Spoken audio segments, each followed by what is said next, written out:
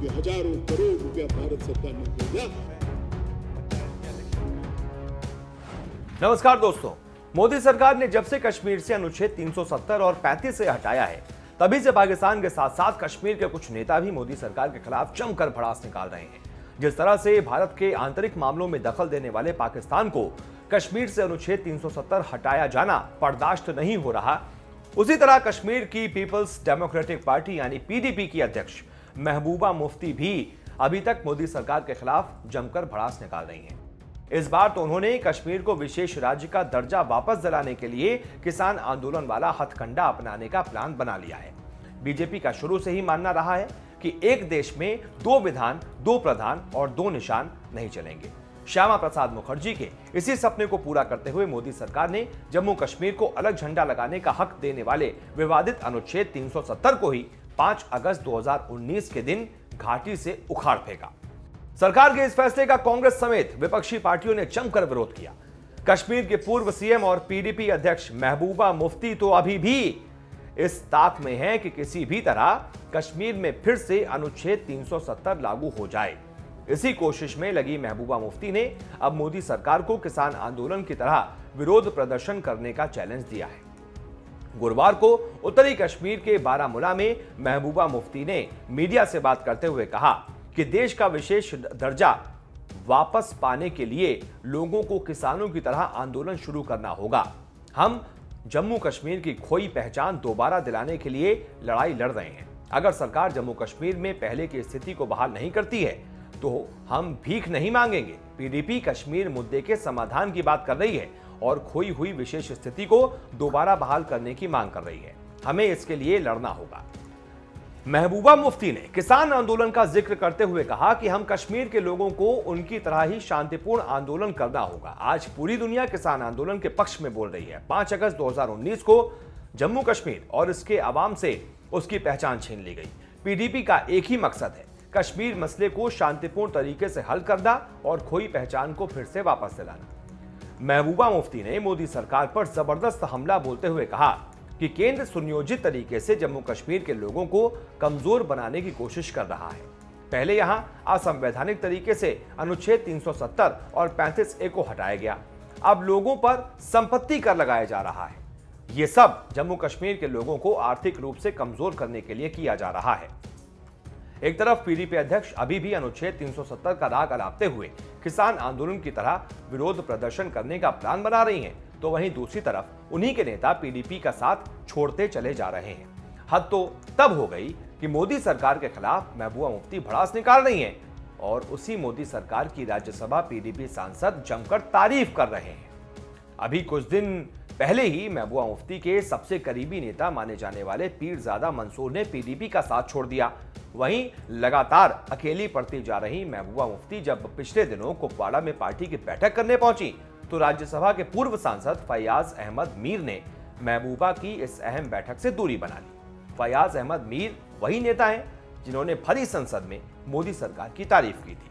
PDP से सांसद रहे फैयाज अहमद मीर ने राज्यसभा में अपने कार्यकाल के आखिरी दिनों में मोदी सरकार की जमकर तारीफ की थी। उन्होंने खासकर 370 हटाए जाने के बाद केंद्र सरकार की तरफ से किए जा रहे काम को खूब सराहा था। उन्होंने कहा कि जो काम हो रहे हैं उसे स्वीकार करना चाहिए। उज्ज्वला योजना का लाभ लोगों को मिला है। कल तक हमारे घरों की महिलाएं जंगल से लकड़ी लाकर खाना बनाती थीं, लेकिन आज सरकार ने सबको गैस दी है। भरे सदन में महबूबा मुफ्ती के इस सांसद ने अपने कार्यकाल के आखिरी दिनों में मोदी सरकार की तारीफ करते हुए क्या कुछ कहा था, आइए आपको भी सुनाते हैं। जब धारा 370 कुछ इसी हाउस में हटाई गई थी, उस वक्त और भी कुछ चीजें हुई थी जिसमें हमारे स्टेट को दो हिस्सों में बांटकर 2 यूनियन टेरिटरी बनाई गई। साथ साथ में उस वक्त हमें यह भी कहा गया कि जैसे ही वहां पे हालात सामान्य होंगे तो हम स्टेट का दर्जा वापस करेंगे। कुछ ही दिनों पहले जो 5 अगस्त को 4G हमारा स्टेट का बंद किया गया था वो छोड़ दिया गया और वहां पे हमारे स्टेट के लोगों को यही उम्मीद थी शायद इस सेशन में हमें स्टेट का दर्जा भी वापस दिया जाएगा। आज ये बिल देखकर यहां पे अभी हमारे शमशेर मनाज साहब या हमारे प्रधानमंत्री जी ने भी कहा कि जम्मू कश्मीर में पंचायत के इलेक्शन हुए, डीडीसी के इलेक्शन हुए, बीडीसी के इलेक्शन हुए, हालात वहां पे बिल्कुल ठीक है, कोई ऐसा वाक़ा नहीं हुआ।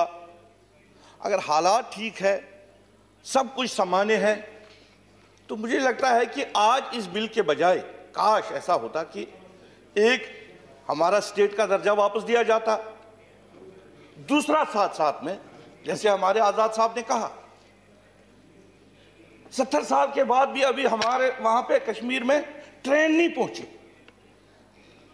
आज भी जो हमारा सामान यहां से जाता है, चाहे वो फ्रेश फ्रूट है या बाकी जो चीजें हैं, वो 10-10 दिन जम्मू श्रीनगर रोड में रोड बंद होने की वजह से खराब हो जाता है और फिर वो सड़ा हुआ माल वहां कश्मीर में पहुंच जाता है। आज भी बिजली 3 या 4 घंटे मिलती है।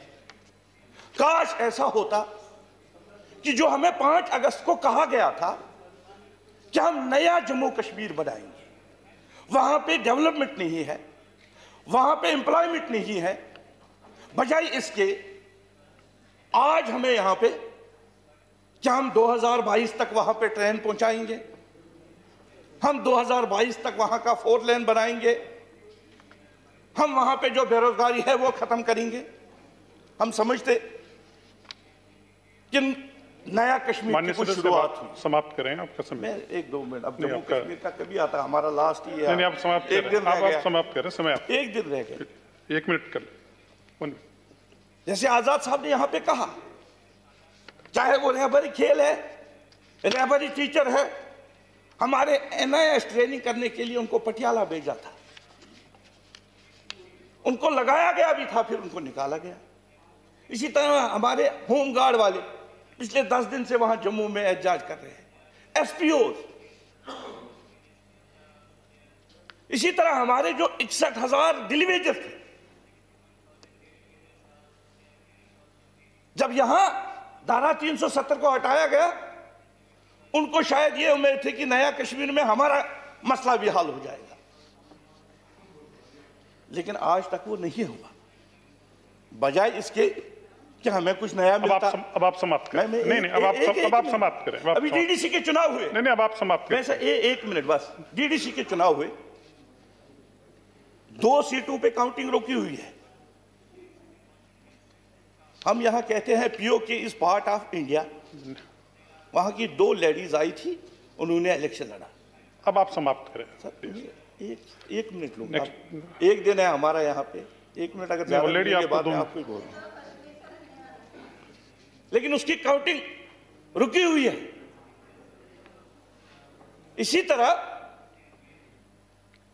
आज जो कश्मीर में हालात बने हुए हैं, हमें यह लग रहा था कि शायद इस सेशन में जो हमसे छीना गया। प्लीज अब आप समाप्त करें। नेक्स्ट स्पीकर को मैं बुला, वो हमें वापस मिलता, बजाय इसके कि हमें जो था वो ही छीना जा रहा है। अब चलो sir, thank you. Next speaker